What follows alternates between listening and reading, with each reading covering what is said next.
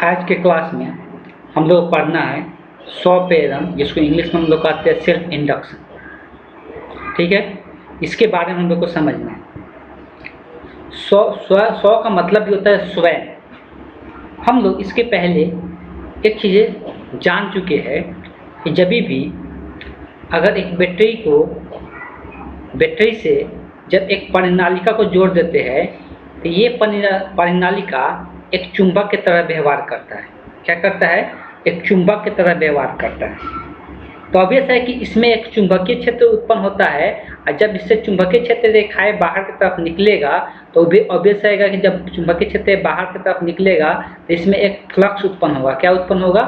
Flux उत्पन्न होगा। इस चीज़ को समझा चुके हैं कि किसी भी क्षेत्रफल से अगर चुंबकीय क्षेत्र रेखाएं बाहर की ओर निकलता है तो इस क्षेत्र से जब एक चुंबकीय क्षेत्र रेखाएं बाहर की ओर निकलता है तो यहाँ पर एक फ्लक्स उत्पन्न होता है, और इस फ्लक्स का मान हम लोग पढ़ चुके हैं B डॉट DA के बराबर होता है। B डॉट DA के बराबर होता है। तो हम लोग ये चीज़ जान चुके हैं पहले से कि अगर बैटरी से हम लोग क्या करते हैं, एक हम लोग परिनालिका को जोड़ते हैं तो इस परिनालिका में एक चुंबकीय क्षेत्र उत्पन्न होता है। लेकिन इस चैप्टर में हम लोग कुछ इस प्रकार से पढ़ रहे हैं कि कभी भी किसी भी तार के अंदर सिंपल किसी तार के अंदर अगर उससे एक लूप बना दिया जाए, एक तार है और तार को एक लूप में कन्वर्ट कर दिया जाए, तो एक लूप में कन्वर्ट जब कर दिया जाता है, ये एक सिंपल तार है, ठीक है, और इससे बोल सकते हैं कि एमीटर कनेक्ट कर दे। और जब भी इससे चुंबकीय क्षेत्र रेखाएं या इसके फ्लक्स में जब परिवर्तन आता है, चुंबकीय क्षेत्र रेखाएं में परिवर्तन आता है, या बोल सकते हैं इसके फ्लक्स में जो परिवर्तन आता है, तो परिवर्तन आने के कारण इसमें एक धारा उत्पन्न होता है। इसमें एक तार में क्या हो जाता है? धारा उत्पन्न होता है, जिसको हम लोग क्या नाम देते हैं? जिसको हम लोग नाम देते हैं प्रेरित धारा। किसको हम लोग क्या कहते हैं? प्रेरित धारा कहते हैं। और जो इससे विभवांतर उत्पन्न होता है किसी भी प्रतिरोध के ऊपर, जब इससे विभवांतर उत्पन्न होता है उसको हम लोग कहते हैं प्रेरित विद्युत वाहक बल। उसको हम लोग क्या कहते हैं? प्रेरित विद्युत वाहक बल हम लोग कहते हैं। तो कहने का मतलब ये है कि ये परिनालिका खुद ब खुद अपने आप एक क्या करेगा? एक धारा प्रेरित उत्पन्न करेगा, एक धारा उत्पन्न करेगा अपने अंदर। इस कारण से ये, अब देखो, इसमें पहले एक धारा प्रवाहित हो रहा है, तो इस धारा प्रवाहित होने के कारण जब इसके परिनालिका में जब चुंबकीय क्षेत्र में परिवर्तन आता है, तो जब चुंबकीय क्षेत्र, या हम लोग बोल सकते हैं जब फ्लक्स में इसमें परिवर्तन आता है, तो फ्लक्स में परिवर्तन आने के कारण क्या होगा? ये जो परिनालिका है खुद ब खुद एक धारा उत्पन्न करने लगेगा, जिसको हम लोग प्रेरित धारा कह रहे हैं। तो खुद ब खुद जब प्रेरित धारा उत्पन्न करने लगेगा, इसीलिए इसको नाम क्या दिया जा रहा है? स्वप्रेरण कहा जा रहा है। इसको क्या कहा जा रहा है? स्वप्रेरण कहा जा रहा है। ये कैसे होता है उस बात को समझिएगा। बेसिकली हम लोग ये चीज़ जान चुके हैं, थोड़ा ध्यान सुनना है, जो बात समझाने जा रहे हैं अच्छे समझने की कोशिश करना है। ये सब टॉपिक डिफिकल्ट चैप्टर है, इसलिए समझना बहुत ज़रूरी है और अच्छे तरीके से समझना जरूरी है। ठीक, इस बात को ध्यान में रखिए। चलिए, ये एक चीज़ हम लोग जानते हैं पहले से कि जब एक बैटरी से हम लोग क्या करते हैं, जब एक बैटरी से परिनालिका को जोड़ते हैं, परिनालिका को जोड़ने से क्या होता है? मान लो कि इसमें 5 एम्पियर का धारा जा रहा है, इसमें 5 एम्पियर का धारा प्रवाहित कर रहे हैं। इसमें धारा प्रवाहित करने के कारण इसमें एक क्या होता है? चुंबकीय क्षेत्र उत्पन्न हो जाता है। इसमें क्या हो जाता है? चारों तरफ एक चुंबक की तरह व्यवहार करने लगता है। और चुंबक की तरह तभी व्यवहार करता है जब इससे क्या होता है? चुंबकीय क्षेत्र रेखाएं, अब जैसे कि आप चुंबक की तरह व्यवहार करेगा तो इससे चुंबकीय क्षेत्र रेखाएं भी बनेगा। इससे क्या होगा? बहुत सारे चुंबकीय क्षेत्र रेखाएं भी बनेगा। लेकिन ऑब्वियस है कि ये चुंबक फिक्स चुंबक की तरह काम करेगा, इसलिए 5 एम्पियर का धारा इसमें प्रवाहित कराया है। अब 5 एम्पियर का जब धारा प्रवाहित कराया है तो फिक्स चुंबक की तरह काम करेगा। और जब ये फिक्स, जब तक इसमें धारा प्रवाहित करा रहे हैं, तो ऑब्वियस है कि इसमें रेखाओं की संख्या भी क्या होगा? रेखाओं की संख्या भी फिक्स होगा, वो भी नहीं परिवर्तन होगा। जब रेखा की संख्या फिक्स होगा तो ऑब्वियस है कि उस पर कौन डिपेंड करता है? फ्लक्स। तो फ्लक्स में भी कोई परिवर्तन नहीं आएगा। और जब तक किसी कॉइल के अंदर कोई फ्लक्स में परिवर्तन नहीं आए, वो कॉइल कभी भी एक धारा उत्पन्न नहीं कर सकता है। कोई भी कॉइल, कोई भी अगर बंद लूप है, तो बंद लूप में इसमें धारा ऑटोमेटिक अपने आप तभी उत्पन्न होगा जब इसे चुंबकीय क्षेत्र रेखाएं जब पार करता है उसके संख्या में परिवर्तन है, या तो बढ़ जाए या तो घट जाए, तभी जाके इस कॉइल में क्या देखने को मिलता है, एक धारा उत्पन्न हो जाता है। बात को अब यहाँ पे समझिएगा कि यहाँ पे अब क्या होता है। अब यहाँ पर हम क्या करते हैं, धारा को फिक्स नहीं करते। क्या करते हैं, धारा को फिक्स नहीं करते। धारा 1 एम्पियर से फिर 2 एम्पियर कर देंगे, फिर 3 एम्पियर कर देंगे, फिर 4 एम्पियर कर देंगे, धारा को बढ़ाएंगे। अब धारा बढ़ाएंगे तो ऑब्वियस है कि और स्ट्रॉन्ग चुंबक बनेगा, और स्ट्रॉन्ग चुंबक बनेगा मतलब क्या है कि इसमें धाराओं की, इसमें चुंबकीय क्षेत्र रेखाएं की संख्या क्या होगा, बढ़ेगा। इसका सिंपल लॉजिक यही है कि जब यहाँ से धारा को बढ़ाएंगे तो इसमें चुंबकीय क्षेत्र रेखाएं क्या होगा, बढ़ेगा। अब जैसे चुंबकीय क्षेत्र रेखा में परिवर्तन होगा तो किसमें परिवर्तन होगा, फ्लक्स में परिवर्तन होगा। अब फ्लक्स में जब परिवर्तन होता है तो एक क्या उत्पन्न होता है, इसमें एक प्रेरित धारा उत्पन्न होता है, साथ साथ क्या होता है, विद्युत वाहक बल भी उत्पन्न होता है, जिसका मान हम लोग लिखते हैं N/dt। ये पहले भी हम लोग देख चुके हैं। जब फ्लक्स में परिवर्तन उत्पन्न होता है तो वहाँ पे एक विद्युत वाहक बल उत्पन्न होता है, या बोल सकते हैं कि धारा उत्पन्न होता है। तो अब ये खुद क्या करेगा, एक धारा उत्पन्न करेगा। अब बात को थोड़ा समझिएगा, जो यहाँ पे धारा उत्पन्न करेगा उसका दिशा क्या होगा।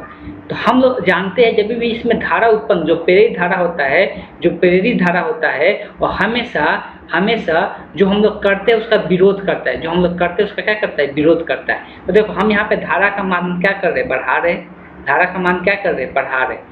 तो इसमें धारा इसके विपरीत दिशा में उत्पन्न होगा, इसके धारा को घटाने के लिए। तो इसमें जो धारा उत्पन्न होगा, उसका जो दिशा होगा इसके विपरीत दिशा में उत्पन्न होगा। जब धारा को क्या करेंगे, बढ़ाएंगे तब। बात समझ में आ गया कि ये जो परिनालिका था ये खुद धारा कैसे उत्पन्न कर दिया, ये खुद धारा कैसे उत्पन्न कर दिया, प्रेरित धारा कहाँ से आ गया। इसलिए कि इसमें हम क्या कर रहे थे, धारा में परिवर्तन कर रहे थे। धारा में परिवर्तन करने के कारण इसमें जो चुंबकीय क्षेत्र रेखाएं हो रहा था उसमें परिवर्तन हो रहा था। जब चुंबकीय क्षेत्र रेखाएं में परिवर्तन होता है तब फ्लक्स में परिवर्तन होता है। जब फ्लक्स में परिवर्तन होता है तो एक प्रेरित धारा उत्पन्न होता है, साथ साथ विद्युत वाहक बल उत्पन्न होता है। दो चीज उत्पन्न होता है, एक प्रेरित धारा और दूसरा विद्युत वाहक बल उत्पन्न होता है। विद्युत वाहक बल को हम ई से दिखाते हैं, ठीक। तो ये दो चीजें उत्पन्न होता है जब इसमें क्या होता है, फ्लक्स में परिवर्तन होता है तब। लेकिन जो धारा का दिशा होगा, तो अगर इधर धारा बढ़ा रहे तो उसके विपरीत दिशा में धारा का दिशा होगा। अगर मान लो कि पहले हम 5 एम्पियर इसमें दे दिए, अब इसमें धारा घटाना शुरू कर दिए 4 एम्पियर 3 एम्पियर, तो इसमें चुंबकीय क्षेत्र रेखाओं की संख्या क्या होगा, कमेगा। चुंबकीय क्षेत्र रेखाओं की संख्या क्या होगा, कमेगा।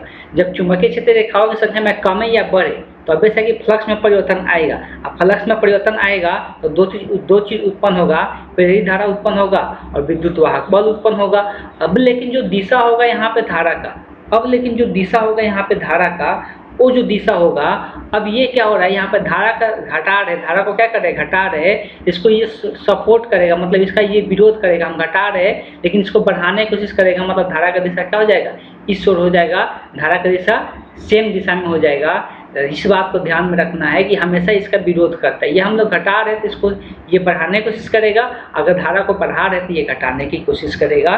तो 100 प्रेरक तत्व जो होगा, 100 प्रेरक जो तत्व होगा, तो जो ये 100 प्रेरक जो होगा वो क्या होता है, तो ये 100 प्रेरक में जब हम लोग धारा प्रवाहित करते हैं तो इसमें खुद एक धारा उत्पन्न होता है जिसको हम लोग प्रेरित धारा कहते हैं। जब ये खुद ब खुद एक धारा उत्पन्न कर रहा है या खुद ब खुद एक विद्युत वाहक बल उत्पन्न कर रहा है, इसी कारण से इसका नाम दिया गया 100 प्रेरक, ठीक। 100 का मतलब स्वयं, ठीक। तो स्वयं एक धारा उत्पन्न कर देता है, इस कारण से इसका नाम दिया गया 100 प्रेरक। बात अब समझ में आ गया होगा, इतना सारे डिटेल में हम इसको समझा दें। अब आते हैं टॉपिक पर। तो अब सबसे पहले 100 प्रेरण हेडिंग डालना है, 100 प्रेरण हेडिंग डालना है, ठीक।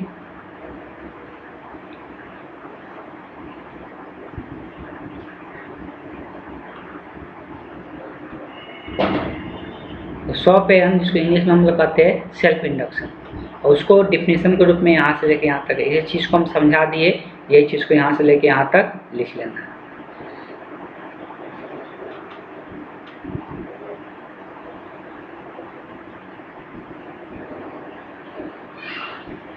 उसी को हम लोग 100 प्रेरण कहते हैं। जब वो खुद ब खुद जो परिनालिका होता है, जो कुंडली होता है, उसमें एक धारा उत्पन्न हो जाता है या प्रेरित विद्युत वाहक बल उत्पन्न होता है, तो उसी को हम लोग क्या कहते हैं, तो 100 प्रेरण कहते हैं, ठीक। तो इसको हम लोग दो चीज़ उत्पन्न करता है, बात को ध्यान में रखिएगा। प्रेरित धारा उत्पन्न करता है बोल सकते हैं, प्रेरित विद्युत वाहक बल उत्पन्न करता है। ठीक, एक चीज़ को हम लोग समझ गए कि हमेशा यह विरोध करता है, मतलब धारा को अगर बढ़ाएंगे तो घटाने की कोशिश करेगा, घटाएंगे तो बढ़ाने की कोशिश करेगा।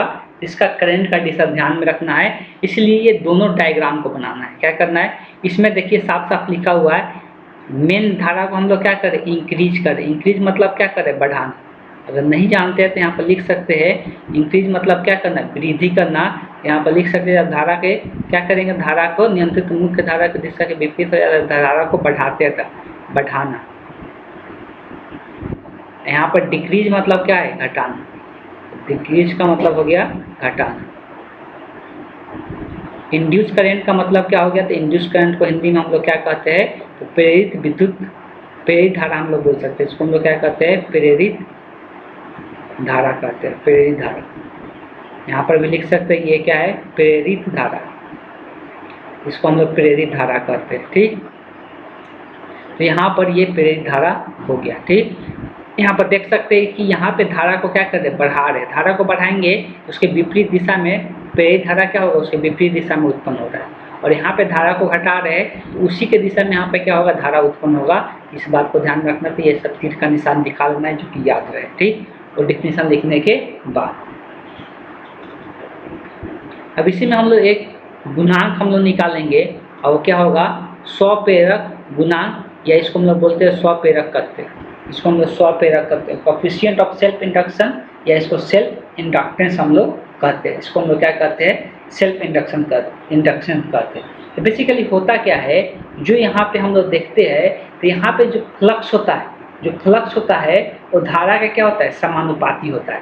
तो धारा का क्या होता है, समानुपाती होता है। कहने का मतलब ये है, जो हम लोग मेन धारा देते हैं, ये प्रेरित धारा नहीं, जो हम लोग मेन धारा सप्लाई कर रहे हैं, इस धारा का मान जितना बढ़ाएंगे फ्लक्स का मान क्या होगा, उतना ही ज़्यादा होगा। फ्लक्स का मान क्या होगा, उतना ही ज़्यादा होगा। ठीक है, अगर फेरों की संख्या इसमें n है तो टोटल फ्लक्स क्या लिखा जाएगा, n इंटू फ्लक्स के गुना हो जाएगा। n इंटू क्या हो जाएगा, फ्लक्स से गुना हो जाएगा। तो यहाँ पे जब ये यहाँ पर नेक्स्ट हेडिंग शॉर्ट हेडिंग डालना है, इसको हेडिंग डालने के बाद इंग्लिश में भी डालना है। यहाँ पे क्या बताना है, तो यहाँ पे बताया जाता है जो फ्लक्स होता है वो समानुपाती होता है धारा। ये प्रेरित धारा नहीं है, कौन सा धारा है, तो जो मेन धारा है वो धारा है। ठीक, इसको हम मेन धारा बोल रहे हैं। तो ये जो मेन धारा है, ये धारा का मान जितना ज़्यादा होगा, इसमें जो फ्लक्स का मान होगा उतना ही ज़्यादा होता है। जब ये समानुपाती से नटता है, इसलिए तो एक दूसरे का ये क्या होता है, समानुपाती होता है। समानुपाती से नटता है तो एक स्थिरांक आता है, और उस स्थिरांक को हम लोग किससे दिखाते हैं, एल से दिखाते हैं। तो अगर एल का मान यहाँ से निकालेंगे तो क्या निकल के आएगा, एन फाई बटे आई निकल के आएगा। वही जो यहाँ पे एल होता है, इसी को हम लोग क्या कहते हैं, स्वप्रेरक कहते हैं। इसी को हम लोग क्या कहते हैं, इसी को हम लोग स्वप्रेरक कहते हैं। स्वप्रेरक रहा है यहाँ पे, स्वप्रेरक कहते हैं। ठीक, इसी को हम लोग स्वप्रेरक कहते हैं, ये एल को। अब ये स्वप्रेरक, इसको स्वप्रेरण गुणांक भी कहते हैं, स्वप्रेरक तत्व भी कहते हैं। इस बात को ध्यान में रखना है। ठीक है, आगे देख लेते हैं। जब स्वप्रेरक तत्व का बात आता है तो इसका एक और चीज़ आता है, और क्या आता है, तो इसका एक मात्रक आता है कि मात्रक क्या होता है। तो इसका मात्रक अब थोड़ा सा यहाँ पे और आगे बढ़ लेते हैं कि एक चीज़ हमको पता है। चलिए मान लेते हैं कि अगर हमको ये चीज़ें पता है, पहले जानते हैं ये तो धारा का समानुपाती होता है। अगर विद्युत वाहक बल, जो प्रेरित विद्युत वाहक बल, किसका विद्युत वाहक बल, तो स्वप्रेरक, जिसको हम ई एल से दिखा रहे हैं। एल का मतलब यहाँ पर जो विद्युत वाहक बल का बात करें, जो बैटरी जोड़े है उसका विद्युत वाहक बल नहीं, जो उसमें प्रेरित हुआ है, उसका विद्युत वाहक बल। अगर उसका विद्युत वाहक बल का बात करेंगे तो इसका फॉर्मूला पढ़ चुके हैं, एन डी फाई बटे डी टी, डी फाई बटे डी टी। तो अगर हम ऐसे बात करेंगे तो एन फाई का मान, तो एन फाई का मान किसके बराबर है, एल आई के बराबर है। अगर यहाँ से एल आई के जगह मतलब माइनस को रन देते हैं, तो यहाँ पर एन फाई को इकट्ठा करके लिख लेंगे, तो उसके जगह पर क्या लिख सकते हैं, एल आई लिख सकते बटे डी टी। अगर यहाँ से एल क्या है, स्थिरांक है, एल क्या है, स्थिरांक है, तो ई एल का जो मान होगा वो कितना हो जाएगा, माइनस एल डी आई बटे डी टी। तो ये स्वप्रेरकत्व का विद्युत वाहक बल है। ये क्या है, स्वप्रेरकत्व का ये विद्युत वाहक बल है। तो ये जो है स्वप्रेरकत्व का विद्युत वाहक बल है, इस बात को ध्यान में रखना है। लिखना चाहते हैं तो लिख सकते हैं, यहाँ पे इंडिकेट कर देते हैं।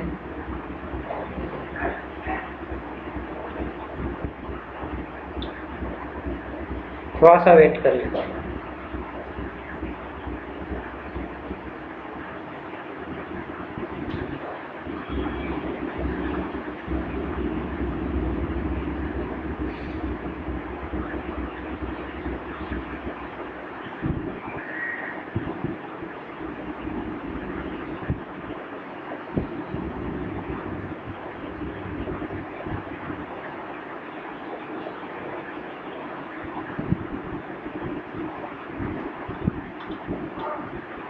जो बता रहे थे उसको लिख लेना है।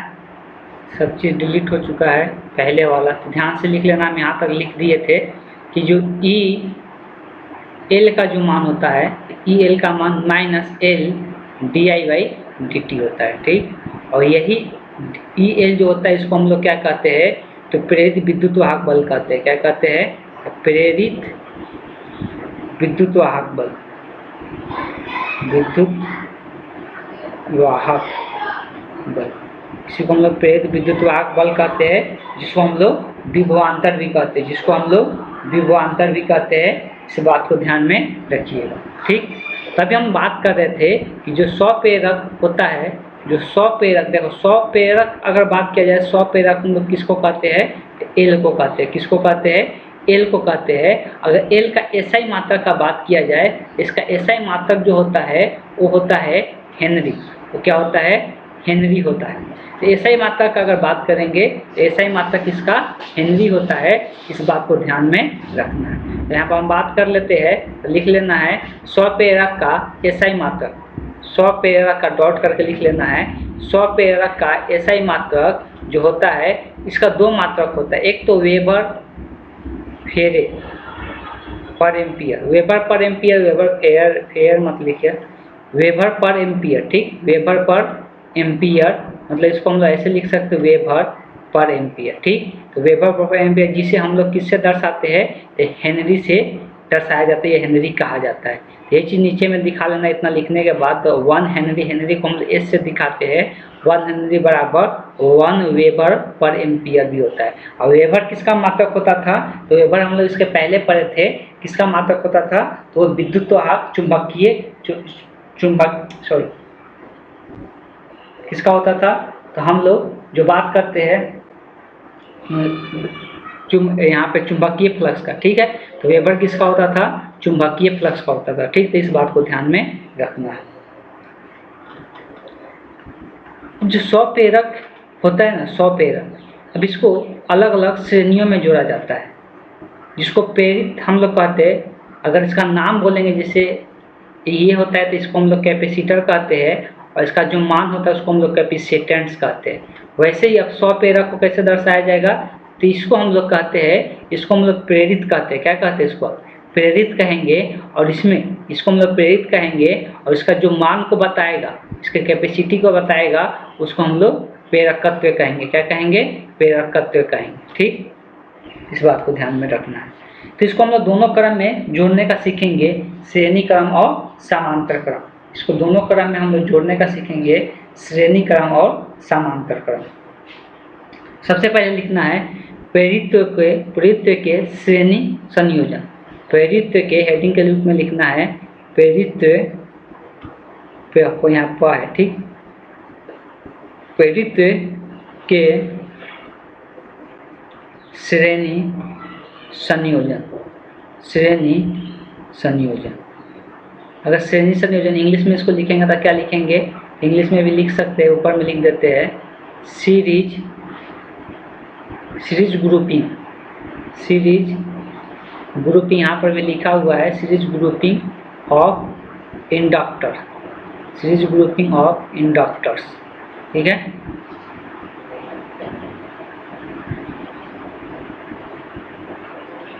लिखना है माना कि दो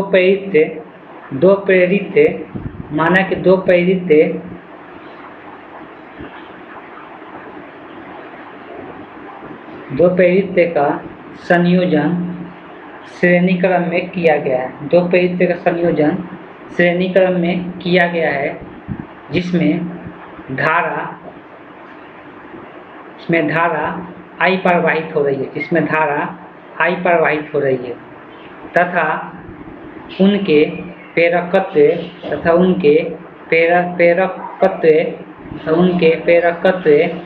L1 तथा L2 है। L1 कैपिटल L1 लिखना है, L1 तथा L2 है, L1 तथा L2 है।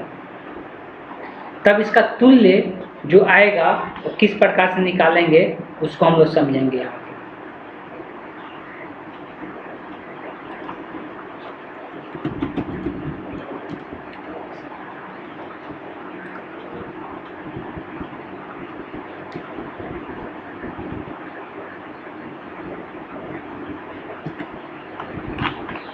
चलिए यहाँ देखिए, तो यहाँ पे दो प्रेरित लिया गया है।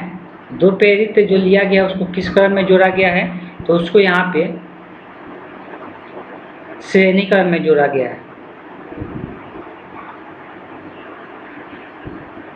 तो ये एक प्रेरित है, एक दूसरा प्रेरित, इसको श्रेणी क्रम में जोड़ रहे हैं।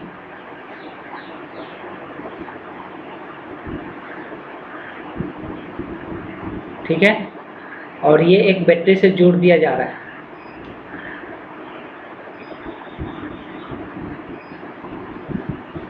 और इसमें जो धारा है I धारा प्रवाहित कराया जा रहा है। उसका जो स्वप्रेरकत्व है वो L1 है, उसका जो स्वप्रेरकत्व है उसका L2 है। जो इसमें फ्लक्स उत्पन्न हो रहा है उसको हम फाई मान लेते हैं, इसमें जो फ्लक्स उत्पन्न हो रहा है उसको φ2 मान लेते हैं। जो कुल फ्लक्स होगा दोनों की योगफल के बराबर होगा। तो कुल फ्लक्स का अगर बात करेंगे तो कुल फ्लक्स जो होगा दोनों फ्लक्स के क्या होगा, योगफल के बराबर होगा। ठीक है, अब अगर बात करेंगे, हम मान लेते हैं कि जो इसका इक्विवेलेंट, ये दो के जगह इसका तुल्य निकालने का मतलब ही होता है इस दो के जगह हम कोई एक ही ऐसा प्रेरित लगा दे जो दोनों को क्या करे, अकेला काम करे, दोनों का ये अकेला काम कर दे। तो इसके प्रेरकत्व को हम L मान लेते हैं। तब इसमें जो फ्लक्स का मान होगा, तभी हम लोग पढ़ चुके हैं, जो फ्लक्स होता है वो किसका, फेरों की संख्या की बात करेंगे सब में n से गुना कर दो, उससे कोई मतलब नहीं है। जो फ्लक्स होता है IL × I के बराबर होता है। हम पढ़े थे n फाई बराबर क्या होता है, L × I होता है। तो यहाँ पर n से सब में गुना कर सकते, उससे कोई अंतर नहीं आने वाला है, तो n में सब में गुना कर सकते। अब अगर बात करेंगे तो इसका जो होगा उसका क्या लिखा है, L1 × इसमें भी धारा कितना बह रहा है, I ही जा रहा है। श्रेणी क्रम में तो इसमें जो धारा होगा वही इसमें धारा होगा। तो यहाँ से L1 × I हो जाएगा और यहाँ से L2 × I हो जाएगा। अगर ये राइट हैंड साइड वाला में से I कॉमन कर लेते हैं तो L बराबर क्या निकल के आएगा, सॉरी पहले LI लिख लेते हैं। तो LI बराबर यहाँ से I कॉमन कर लेंगे तो L1 प्लस क्या हो जाएगा, L2 हो जाएगा। L1 प्लस L2 होगा तो यहाँ से I से I क्या हो जाएगा, कट जाएगा। तो L बराबर जो निकल के आएगा वो क्या आएगा, L1 प्लस L2 के क्या हो जाएगा, बराबर हो जाएगा। तो ये दो के लिए है, वैसे ही अगर तीन के लिए रहेगा तो तीनों को भी वैसे जोड़ेंगे, L1 plus L2 plus L3 लिख सकते हैं। ठीक, अब हम लोग बात करेंगे आगे जो होगा वो हम लोग बात करेंगे जब समांतर क्रम में रहेगा तब इसका तुल्य किस प्रकार से ज्ञात होगा।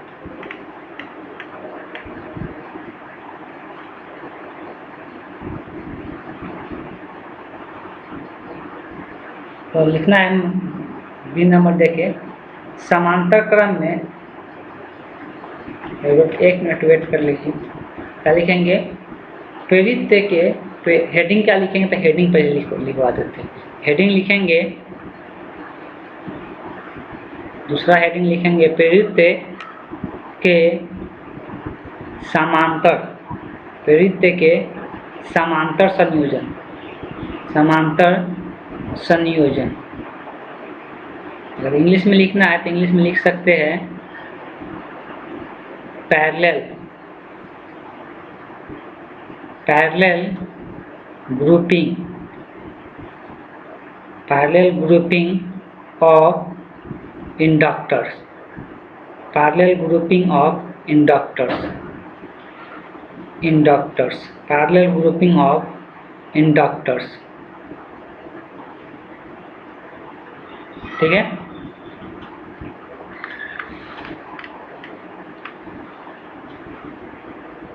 अब यहाँ पर हम लोग मान लेते हैं कि माना कि दो प्रेरित्र को समांतर क्रम में जोड़ा गया है, दो प्रेरित्र को समांतर क्रम में जोड़ा गया है।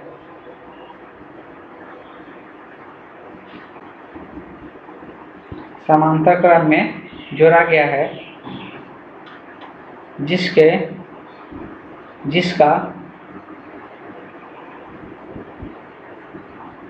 प्रेरकत्व L1 तथा L2 है, L1 तथा L2 है, प्रेरकत्व L1 तथा L2 है,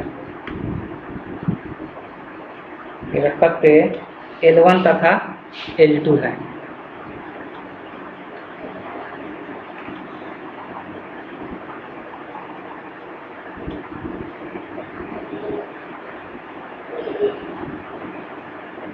चलिए तो इसको देखते हैं किस तरह से हम लोग सॉल्व करेंगे।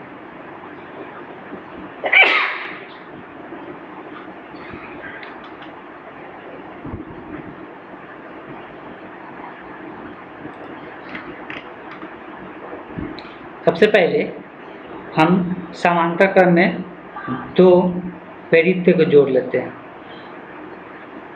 प्रेरित्र को ऐसे ही दिखाना है हमेशा।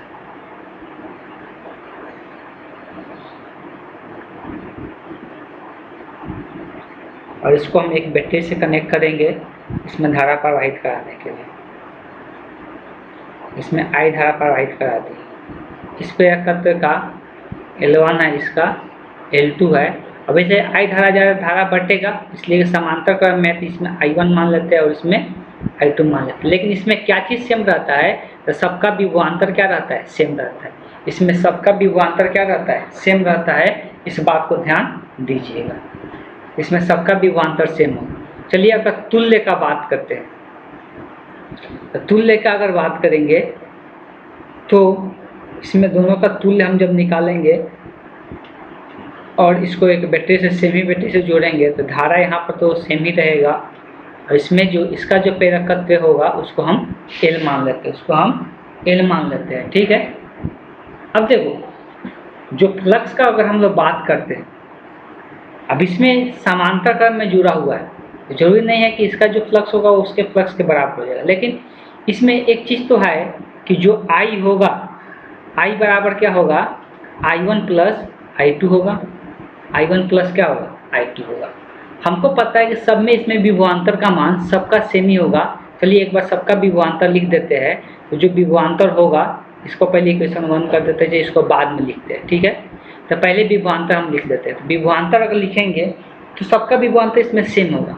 अब विभवांतर का फार्मूला हम लोग पढ़ चुके हैं। विभवांतर का जो फार्मूला होता है या विद्युत वाहक बल जिसको बोलते हैं, तो उसको हम लोग क्या लिखते हैं, -n। क्या लिखते हैं, माइनस साइन के साथ लिखते हैं n। यहाँ पर फेरों की संख्या को अभी इग्नोर करके चलते हैं, तो n इंटू क्या लिखते हैं, d∅/dt लिखते हैं। ये लिखते हैं ना, d∅/dt लिखते हैं। अभी n को हम इग्नोर करके चल रहा है फेरों की संख्या को। अब जो अगर यहाँ पे कुल फ्लक्स फाई को दर्शा रहा है, इसमें ये इसके लिए हो गया। वैसे ही ये सब के सब बराबर होगा, सबका विभवांतर सेम ही है ना, ये सब के सब बराबर होगा। ये बराबर होगा किसके, माइनस d∅1, इसका हम ∅1 मान लेते हैं, d∅1, और इसका हम ∅2 मान लेते हैं। d∅1/dt के बराबर होगा माइनस d∅2/dt के। ये तीनों के तीनों आपस में क्या होगा, बराबर होगा, इसलिए सबका विभवांतर क्या है, समान है। सबका विभवांतर क्या है, समान है। अब अगर हम धारा का बात करेंगे, थोड़ा सा इसमें एक और चेंज ला देते हैं। हमको पता है फाई जो होता है वो किसके बराबर होता है, L इंटू आई के बराबर होता है। तो इसमें धारा कितना है, I है, जिसको हम लोग ऐसे लिख सकते हैं, d L इंटू आई हो जाएगा बटे dt। वैसे ही माइनस इसको लिख सकते हैं L इंटू, इसमें धारा कितना, I1 बटे dt। वैसे ही इसमें भी लिख सकते हैं minus D L I two into D T. हमको ये चीज़ें पता है कि सबसे हम एल क्या कर सकते हैं, इसमें एल वन होगा और इसमें एल टू होगा, सबसे एल क्या कर सकते हैं, कॉमन कर सकते हैं। तो minus L D I by D T होगा बराबर माइनस यहाँ पे एल वन कॉमन हो जाएगा तो डी आई वन बटे डी टी हो जाएगा बराबर यहाँ पे एल टू कॉमन हो जाएगा तो यहाँ पर आ जाएगा डी आई टू बटे डी टी हो जाएगा। ठीक है, ध्यान से समझने की कोशिश कीजिएगा। मेरे पास एक और इन्फॉर्मेशन है, एक और इन्फॉर्मेशन क्या है, तो मेरे पास ये इन्फॉर्मेशन है जो आई धारा है वो किसके बराबर, I one plus I two के। क्या करो, इसको डिफ्रेंशिएट कर दो टी के सापेक्ष, तो ये क्या लिखाएगा डी आई बटे डी टी बराबर इधर आ जाएगा डी आई वन बटे डी टी प्लस डी आई टू बटे डी टी। ध्यान से सुनना है हम क्या बोल रहे हैं, हमको इसमें से हटाना क्या है, तो हमको इसमें आई वन आई टू को हटाना है और सिंपल हमको एल और एल वन एल टू चाहिए, इसी के रूप में चाहिए। तो सबसे पहले हम क्या करते हैं, डी आई वन बटे डी टी का मान निकालते हैं। डी आई वन बटे डी टी का मान कैसे निकलेगा, तो यहाँ से देखिए, ये थोड़ा सा ध्यान से देखना है। अगर ये दोनों समीकरण, इससे ये दो समीकरण बनेगा ना, यहाँ पर डी है, ठीक है, डी टी, ये दो समीकरण जो बनेगा इससे जो दो समीकरण बनेगा, हम यहाँ से माइनस माइनस कट जाएगा और हमको D I one by D T का मान निकालना है, तो माइनस माइनस यहाँ से कट जाएगा और एल वन को इधर भेज देंगे तो क्या हो जाएगा, एल बटे एल वन डी आई बटे डी टी होगा। ध्यान सुनना है, यहाँ पे हम क्या लिखने जा रहे हैं, इसमें अभी कोई परिवर्तन नहीं करना है, डी आई बटे डी टी रहने देना है। ठीक है, हम यहाँ पर क्या बोल रहे हैं कि यहाँ पर D I by D T के मान, ये दोनों समीकरण साथ में लेना है, माइनस माइनस कट जाएगा, एल से ये एल वन जाएगा तो एल बटे एल वन हो जाएगा और D I by D T, तो डी आई वन बटे डी टी का मान हो जाएगा। तो इसके जगह पर हम लोग लिख सकते हैं एल बटे एल वन डी आई बटे डी टी हो जाएगा। प्लस आगे अगर देखेंगे हम इसमें, अब ये दोनों को साथ में लेते हैं, ये दोनों को साथ में लेंगे तो डी आई टू बटे डी टी का मान हमको निकालना है। फिर से ये माइनस माइनस यहाँ कट जाएगा और ये एल बटे इधर से एल टू चला जाएगा, यहाँ से क्या निकल के आएगा, यहाँ से निकल के आएगा एल बटे एल टू और यहाँ पर बचेगा डी आई बटे डी टी हो जाएगा। अब क्या करना है कि डी आई बटे डी टी इसमें भी है, डी आई बटे डी टी इसमें भी है, तो अब यहाँ से क्या करो, कॉमन कर लो। तो कॉमन करेंगे तो यहाँ पर क्या बचेगा, D I by D T बराबर एल बटे एल वन प्लस एल बटे L two into D I बटे डी टी। अब ये दोनों सेम है तो कट जाएगा, ये यहाँ से क्या हो जाएगा, पूरा ये कटेगा एक ऐसे वन बार में। ठीक, तो यहाँ से क्या निकल के आया, वन बराबर L by L one plus L by L two. अब एल क्या करो, दोनों तरफ एल से भाग कर दो या एल को इधर से पहले कॉमन कर लो। तो एल अगर कॉमन कर लेंगे तो यहाँ पर बचेगा वन बटे एल वन प्लस वन बटे एल टू। अब ये एल जो है इधर गुना में है, इधर आ जाएगा तो भाग में, तो वन बटे एल बराबर क्या निकल के आ जाएगा, वन बटे एल वन प्लस वन बटे एल टू। तो ये किसके तरह जुड़ रहा है, थोड़ा सा ध्यान दीजिए, ये समांतर क्रम में है तो वन बटे एल वन प्लस वन बटे एल टू क्रम में जुड़ रहा है, और श्रेणी क्रम में था तो L one plus L two जुड़ रहा था। तो ये किस तरह से ये जुड़ रहा है, श्रेणी समांतर, ये एक प्रतिरोध के तरह जुड़ रहा है। किसके तरह जुड़ रहा है, ये कैपेसिटर मतलब संधारित्र के तरह नहीं जुड़ रहा है, ये एक प्रतिरोध के द्वारा, इसलिए संधारित्र में उल्टा होता है, समांतर ये श्रेणी क्रम में ऐसा होता था संधारित्र में और समांतर क्रम में उसका उल्टा होता था। ठीक, तो ये किसके साथ जुड़ रहा है, जैसे प्रतिरोध जुड़ता है, जैसे प्रतिरोध का तुल्य निकालते हैं उसी प्रकार से इसका तुल्य निकलता है, जैसे प्रतिरोध का तुल्य निकालते हैं उसी प्रकार से इसका भी क्या करते हैं, तुल्य ज्ञात करते हैं। इस बात को ध्यान में रखना।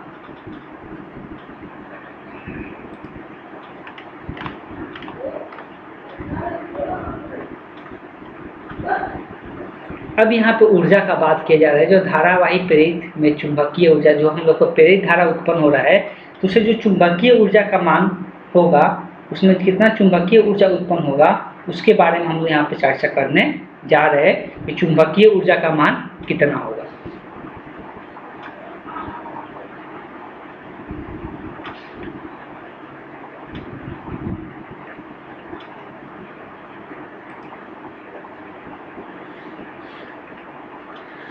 तो अगर कोई प्रेरित धारा उत्पन्न हो रहा है तो दो चीज़ उत्पन्न होता है, प्रेरित धारा साथ साथ विद्युत वाहक बल। दो चीज़ उत्पन्न होता है, प्रेरित धारा साथ साथ विद्युत वाहक बल उत्पन्न होता है। तो ये जो दो चीज़ें उत्पन्न होता है, अब इस चीज़ों में हम लोग को जो पढ़ना है, तो इसमें जो क्या पढ़ना है कि इसमें ऊर्जा का मान कितना होगा, चुंबकीय ऊर्जा का मान इसमें कितना होता है उसका मान ज्ञात करना है। और ऊर्जा का बात करेंगे तो जो कार्य होता है उसी को हम लोग क्या कहते हैं, ऊर्जा कहते हैं। जो कार्य होता है उसी को हम लोग क्या कहते हैं, ऊर्जा कहते हैं। तो कार्य के फॉर्मूला से ही हम लोग क्या निकालेंगे, ऊर्जा का मान ज्ञात करेंगे। कार्य के फॉर्मूला से ही हम लोग ऊर्जा का मान ज्ञात करेंगे, इस बात को ध्यान में रखना है। अब कार्य से ऊर्जा का मान कैसे ज्ञात करेंगे उसको समझना है। तो देखो, कोई भी प्रेरित धारा का काम कब करता है, जब हम लोग क्या करते हैं, धारा को इंक्रीज करते हैं। कोई भी अगर इसमें कितना ऊर्जा स्टोर हो रहा है, तो ऑब्वियस है कि ये ऊर्जा किस रूप में, तो चुंबकीय क्षेत्र के रूप में स्टोर हो रहा है। तो जो चुंबकीय क्षेत्र के कारण इसमें जो ऊर्जा आ रहा है, जो धारा में इसमें ये कब ऐसा, इसमें कब विद्युत वाहक बल उत्पन्न हो रहा है, ऑब्वियसली जब धारा में परिवर्तन हो रहा है तब यहाँ पे क्या करें, धारा को इंक्रीज कर रहे हैं। तो हम ये मान के चलेंगे जो धारा को इंक्रीज कर रहे हैं वो जीरो से कितना तक कर रहे हैं, आई तक कर रहे हैं। जीरो से कितना तक कर रहे हैं, आई तक कर रहे हैं। इस बात को ध्यान में रखना है। तो लिखना है, माना कि पहले तो हेडिंग डाल लेना है। हेडिंग क्या था, तो धारावाही प्रेरित में चुंबकीय ऊर्जा, धारावाही प्रेरित में चुंबकीय ऊर्जा। तो माना कि लिखना है, माना कि एक प्रेरित है जिसका प्रेरकत्व, एक प्रेरित है जिसका प्रेरकत्व L है, जिसमें धारा शून्य से I तक प्रवाहित किया जाता है, शून्य से I तक प्रवाहित किया जाता है।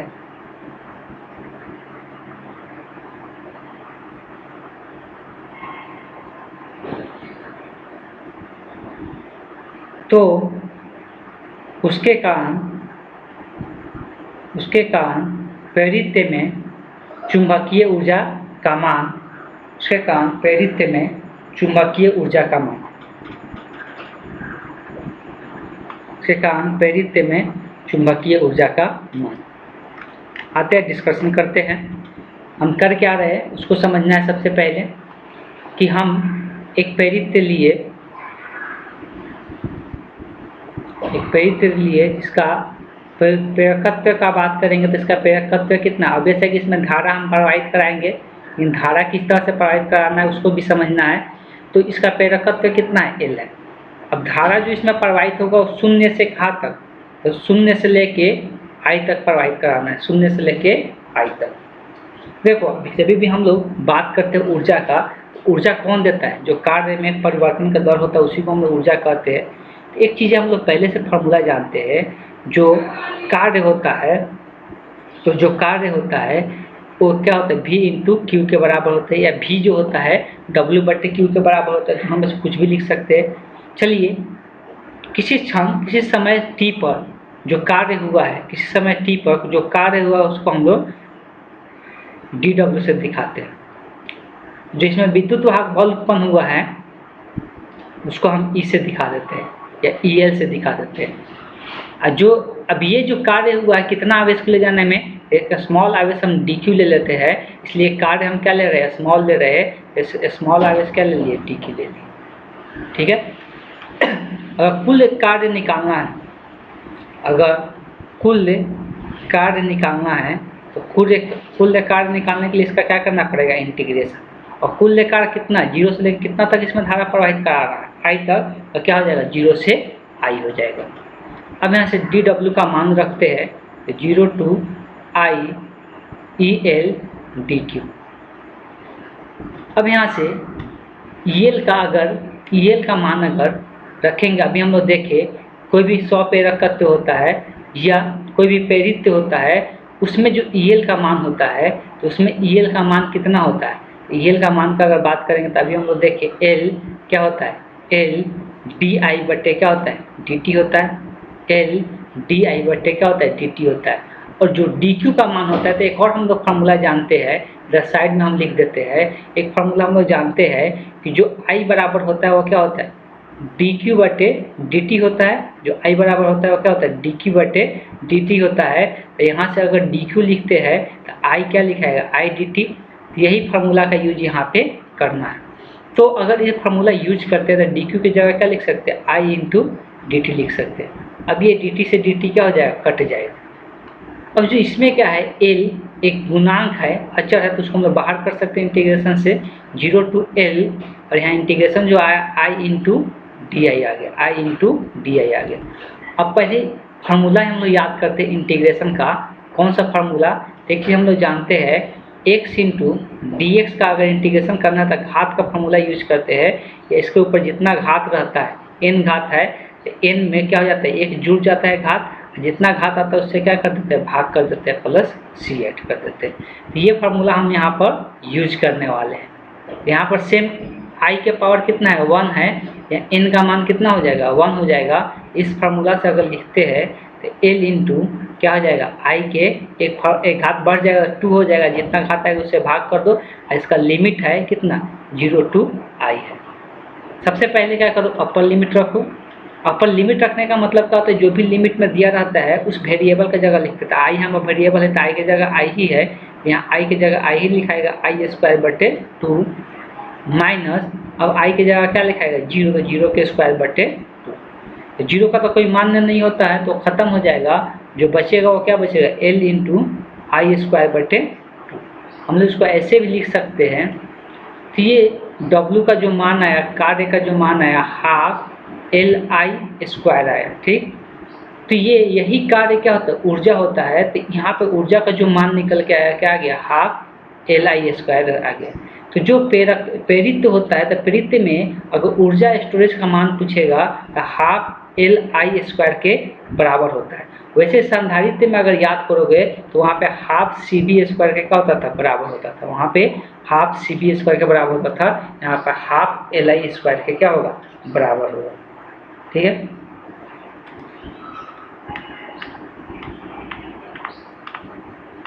ये हाफ एल आई स्क्वायर के बराबर होता है। ये चुंबकीय ऊर्जा है इसलिए यहाँ पर यू बी लिख दिया गया है। इससे कोई जरूरी नहीं है, यहाँ पर बी लिखा हुआ है, ठीक है। तो बी का जरूरत नहीं है तो ये यू से यहाँ पर ऊर्जा को यहाँ पर दर्शाता है, ठीक। अब आगे का इसमें जो टॉपिक है उसको हम लोग नेक्स्ट क्लास में पढ़ेंगे। तो आज के लिए क्लास को हम यहीं पर एंड कर रहे हैं।